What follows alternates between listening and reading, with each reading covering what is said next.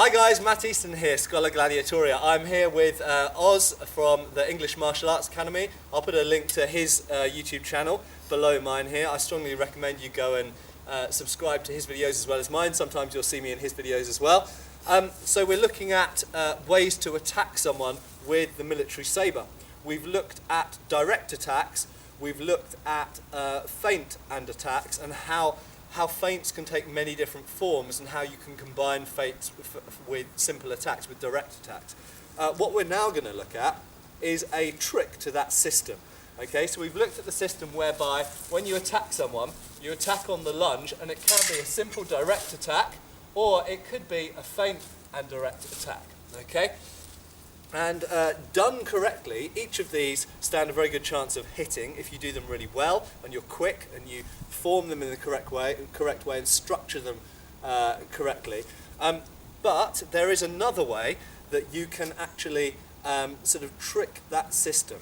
Okay, and essentially it is getting someone to riposte at you when you haven't made a real attack. In fact, you can make a real attack, but you really want to do it from out of distance, and from that sense it's not a real attack. So, for example, in a simple direct exchange, I might cut one on a lunge at Oz, and as I recover out, he might cut one at me, and I put my sword in here.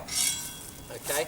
Now, assume for a second that my cut one isn't a real attack. I don't have to lunge with it. Okay? So if I go here and let Oz parry, what I can actually do is step in with the parry here and open him up for all sorts of cuts after him. Okay? Now this is a very, what you're essentially doing is tempting someone into attacking you, and it's possible that this is something that George Silver possibly made use of in getting people to attack him, so he could hit them, he could find the place and hit them in time of the hand. Okay? If we take a very simple broken down version of this, if you notice someone is very pokey or lungy, should we say, and does a lot of stop thrusts.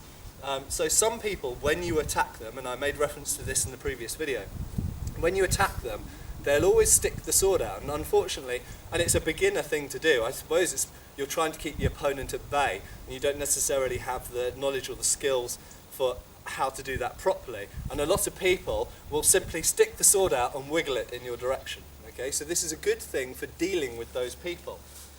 What I'm going to ask to do is, what Oz to do, is when I start to move, he's going to extend his sword out here and kind of wiggle it in front of me. Okay, and believe it, and this could be a stop thrust. In fact, it could be the kind of person who just simply, whatever you do at them, does this, sticks their head down, usually doesn't look where they're thrusting, and just sticks the sword out. But lots of people do this. Okay, so what I do in this case, if I've tried to make a simple attack at Oz, and I've noticed that he does this, now what I do is I fake a simple attack, okay, deal with it, bam, and then hit him on the riposte, okay? So because I now know what's coming in, and lots of people do this with a cut to the head equally. So if we go here and I start to move, it could be any movement, it could even be a good example that I sometimes use, is a push with the hand, because this looks like it's going to be a cut on this side, but actually you're not really, if I just show that from your perspective, all I'm doing is that, okay? So it looks like I'm going to do that.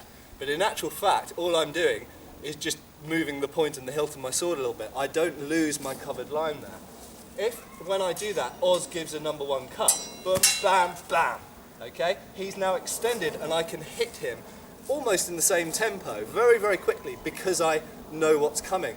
And it's very common. There are two types of single-time hitters. There's the type that hit at your head, and there's the type that thrust at your body, generally speaking. There are others. But I guess by and large, because these are seen as they're the two most natural blows to do, and they're also seen as the most fatal blows to do, and they're what people are often taught to do in drilling. Lots of us spend lots of time drilling to cut at each other's heads, so inevitably in sparring what happens is, oh, I've made a parry, oh, I'll cut at their head.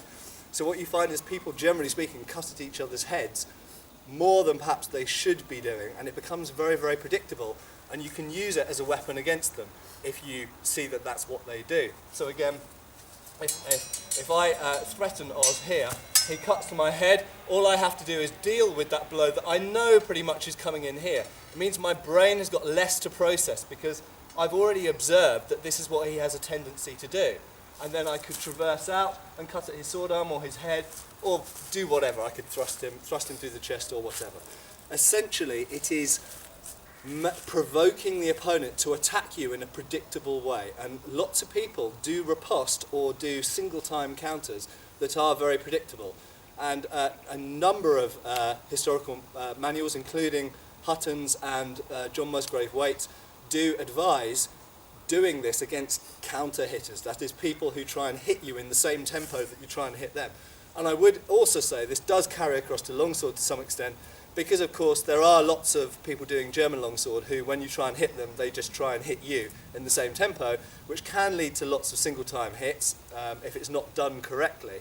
But this is a tactic that you can use against them.